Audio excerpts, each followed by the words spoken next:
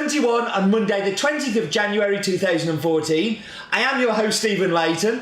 Welcome to In My Mug, and welcome to my news section. Thank you to everybody who commented that my starts are getting a little bit weirder and that I'm on something other than caffeine. I promise you that it is just caffeine induced. There are no illegal substances other than the caffeine in my system. Let's get on with the news. So, the guest subscription has just got 11 days left. Get signed up. You do not want to miss out on this. Signing up now means that you will get them at a much cheaper price than if you buy them individually. And I promise you, all of them are going to be amazing. I'm also hoping that I can film one of these in the coffee shops that we do the guest subscription of each month. So very much hoping that you get to see some coffee shops. And if you watch these, you'll be able to kind of link the two together. So I hope that you will sign up for that. A new Colombian has been added this week, a Colombian called Finca Monteverde. It's a washed Caturra. It is from the Tolima region. It is absolutely delicious and will not be in my mug. It's one of the few coffees that we won't get on here, and it is amazing. You definitely want to try it. So, and it's really reasonable. It's only £5 a bag. So if you need to top up your In My Mug subscription, you should definitely buy one of those. And I am off to Central America this week. So this week's is going to be quick, but next week's is going to be even quicker. And it's going to be tough to edit, and I don't know how it's going to come out. If it's late going up, you have to apologise. I have to apologise to you now. I will do my very best, but doing these on the road is getting harder and harder, but I will do my best. And that was the amazing, guest-loving, Colombia's delicious Central American news. So we're focusing on Bolivia, and instead of me talking about, the political situation like I did before, or talking about Bolivia as a whole, I'm going to just show you a little bit of the video from this farm that we buy from, that I filmed while I was there, and hopefully you'll get an idea of the topography and stuff before we dive into it. So that is all the focus on is going to be this month.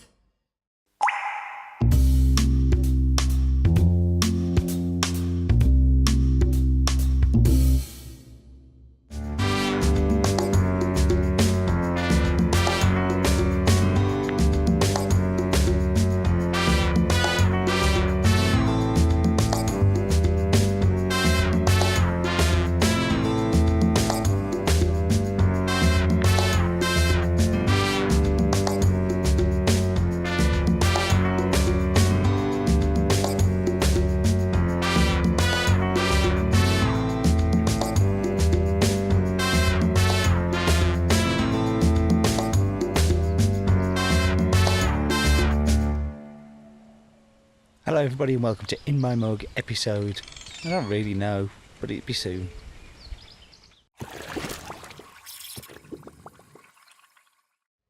So let's talk about this week's coffee. And Bolinda has been a very special coffee to me in the past. And it's back after a 2-year hiatus. It was an enforced hiatus as well. I fell in love with this coffee, first of all, in 2010. When I cupped it, I was told that it wasn't available. Which I got really annoyed at the exporters, because show me a coffee that I can't have is really mean. I think in the description I talk about like offering a kid a chance to go in a sweet shop, but telling them they can't have any of their favourites. Made me really sad. So an email conversation the following year meant we managed to secure it for 2011. But it was only for 1 year. But in that 1 year, it was used by the Irish Brewers Cup champion, Keith O'Sullivan, who won the Irish Championship. It was the first year of the Brewers Cup. He then went to Maastricht and won with that coffee. And there is an In My Mug in the past, coming up on the screen now, of the In My Mug that he was in. But it was really cool, because Keith was a home barista and had no experience of barista competition, but ended up winning this competition with pure passion and a deliciously tasting coffee. So I was obviously very desperate to get this coffee again in 2012. Unfortunately, didn't happen. So this year on my visit, 2013, didn't happen. 2013 went to visit the farm and said, can we buy this coffee? They said yes. We agreed, drove off. On the last day, before I left Carinavi, I asked the driver if he would take me back up to the farm just to make sure that Felix knew I really wanted this coffee. It's that important to me, and I'm so happy to have it back. We also have a Peebly that's going to be going live fairly soon from here as well, which is immense. But this farm, it's located near to the town of Caranavi, as I've already alluded. Has an altitude of 1,400 to 1,600 metres above sea level. It is really on the side of a mountain. And he shares the farm with his wife and his 3 children, who all help on the farm. Coffee is their income, coffee is their life. They're real subsistence growers. And Felix bought the farm 10 years ago and has been tending to it and cultivating it ever since. Now, I don't think that he's a great farmer. I think he can be better. I think he is getting better as well. So why has he got this amazing coffee? Well, it's just this amazing terroir. You saw from the bits I showed you in the focus on of the farm that it's just a beautiful, steep and big drops, and he works really, really, really hard. And that's the important part, I guess, is somebody works hard. So the numbers, the farm is called Finca Bolinda. It's owned by a guy called Felix Copacali, near to the town of Caranavi. 8 hectares in size, the farm, has an altitude of 1,400 to 1,600 metres, and is a mixed varietal of Typica, Caturra and Catayi. So why don't we go and do the funky, amazing map bit?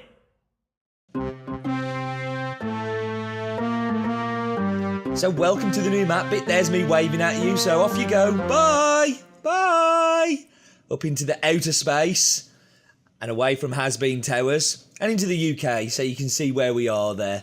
Nice little addition to that. So we're going to be going to South America, a continent that I'm very, very fond of because it has one of my favourite countries in it, which we're going to go down to now, which is Bolivia. I have fallen in love with Bolivia, all the people and the coffee from there in particular. So we've got a fact that the world's largest butterfly sanctuary is located in Santa Cruz in Bolivia, which is the biggest city in Bolivia as well. 2 facts for the price of 1. So here we have the Caranavi Circle. You can see famous farms like Uinese, Loaiza, Bolinda. You see here Carico that we had last week on In My Mug. You can see exactly how far it is from that death road, and that valley that goes through is the road that you have to drive along. Amazing topography, but then the whole of Bolivia is amazing. Look at that Andean spine there from runs all the way through to Peru. But we're going to go down and we're going to look at Bolinda, and we can see here Bolinda, but just in the distance we can see San Jose, which is another farm that we buy from. And then just in the view there, just over that hill, just under the brow, is Carico. Not Carico, sorry, it is Caranavi. See, I'm really good at this, aren't I? But we're going to zoom back down, and then just in the distance there, you can see that we've got David Vilca, and we've got is that Illimani, and San Jose again. So you just see all along that mountain spine, it runs round, and there we can see the circle again. And that was the funky, new, improved map bit. Good map bit? Hope so. So the stock room comes off. I did have a sneak peek I created the file earlier on in the week because of going away for the map bit, and I was very excited by what I found on there. You can actually see Felix's house on there, which is pretty cool. So stock room has come off. Roastery has gone on to the Wheel of Discovery / Death. And where it goes, nobody knows. Will it survive? Nobody knows that either. So I have piccolo. So I'll be making a piccolo and talking about a little bit what a piccolo is. So I'm going to whack you on pause. I'm going to be back with you in just a moment.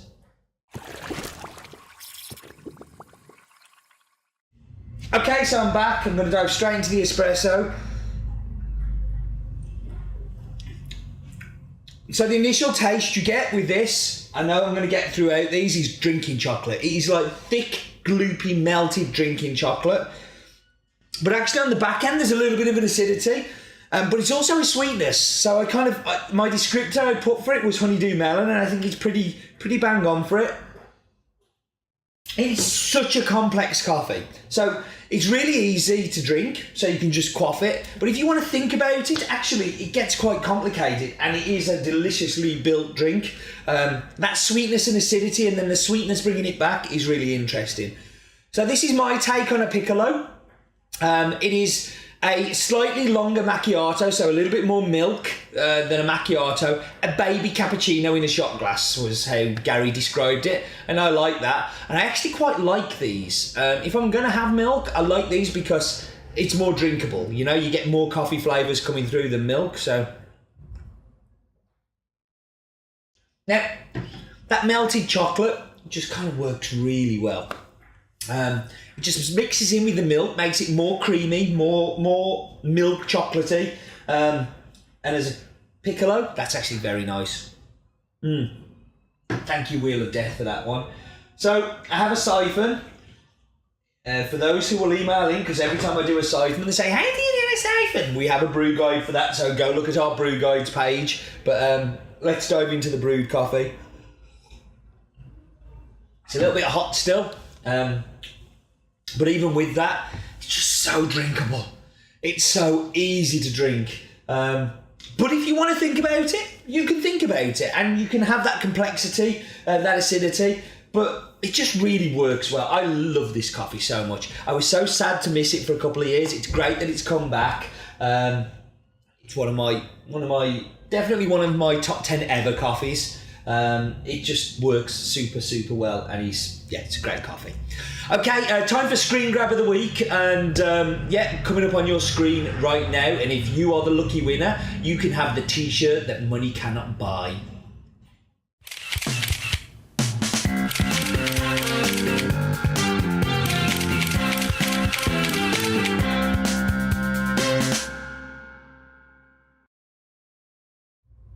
Time to wrap up. Thank you very much for joining me as always. And do remember, life is definitely too short for bad coffee.